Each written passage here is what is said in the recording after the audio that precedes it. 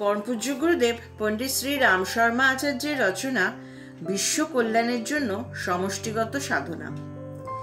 যে কোনো ক্ষেত্রে সামগ্রিক বিকাশের জন্য সমষ্টিগত প্রয়াস আবশ্যক হয়।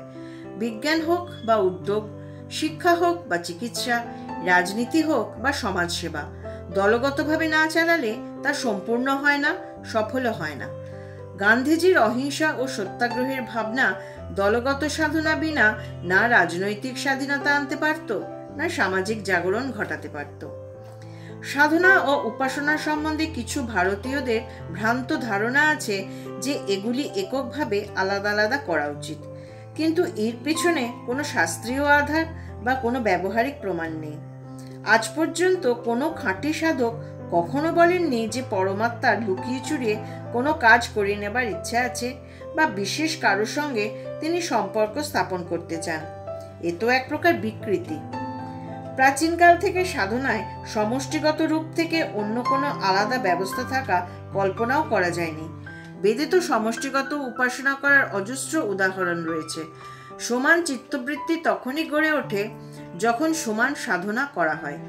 এক ধরনের বিচার তরঙ্গ থেকেই তো এক ধরনের চিত্তবৃত্তির জন্ম হয়। দলগত সাধনা আমাদের সমৃদ্ধ পরম্পরার অঙ্গবিশেষ। পতনকালে যখন ব্যক্তি বিপদগ্রস্ত হয়, শুধু তখনই উপাসনাকে অনিবার্য অঙ্গ করা উচিত নয়।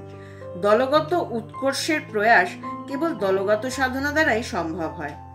যখনই এই ধরনের সমষ্টিগত সাধনা থেকে ভারত বিরত হয়েছে, তখনই ব্যক্তিদের প্রবৃত্তি মন্দ হতে শুরু করেছে এবং সমাজে অবনতি ঘটেছে। এই অবনতি থেকে উদ্ধার পাওয়ার জন্য যা কিছু প্রয়াস করা হয়েছে, তার মধ্যে দলগত সাধনাই আসল শক্তি যোগান দিয়েছে। সমুদ্র মন্থনও এই ধরনের এক সমষ্টিগত প্রয়াস ছিল। এখানে দেবতা ও রাক্ষসদের সম্মিলিত উপাসনা থেকে 14 সিদ্ধি লাভ হয়েছিল। আধ্যাত্মিক দৃষ্টি থেকে রাবণ বধ ও এই ধরনের সাধনা ছিল। তুলসীদাস এই কারণেই নিজ গ্রন্থকে রামচরিতমানস নাম দিয়েছিলেন। সীতারূপী সিদ্ধি লাভের জন্য নর ও বানর একসঙ্গে সাধনা করেছিলেন। শ্রীকৃষ্ণ 16,000 গোপীজন একসঙ্গে মহারাস রচনা করেছেন। এরা সকলেই ভাগবত তত্ত্বজ্ঞাতা ছিলেন, যাকে দলগত সাধনা বলা যেতে পারে। ভগবান বুদ্ধ দলগত সাধনার মাধ্যমে লোক জাগৃতির কাজ করেছিলেন। ইংরেজদের ভারতবর্ষ থেকে তাড়িয়ে দেশকে স্বাধীন করার জন্য মহাত্মা গান্ধী দলগতভাবে প্রার্থনা সভার আয়োজন করতেন। এর ফলে সমষ্টিগত জাগরণ অবশ্যই হয়েছিল। সমান চিত্তবৃত্তি, সমান হৃদয় ও সমান মন ছাড়া দলগত সৌহার্দ্যভাব স্থায়ী হওয়া সম্ভব নয়। এ না হলে সুমতি, সৌমনস্য এবং অন্তর্বাহ্য সমৃদ্ধি কখনো সম্ভব হয় না। তাই দলগত সাধনার মহত্ব বোঝা এবং তা গ্রহণ করা বর্তমান যুগে একান্ত আবশ্যকীয় বলে স্বীকৃত হয়েছে। এ থেকেই প্রগতি আসবে বলে মনে করা হয়।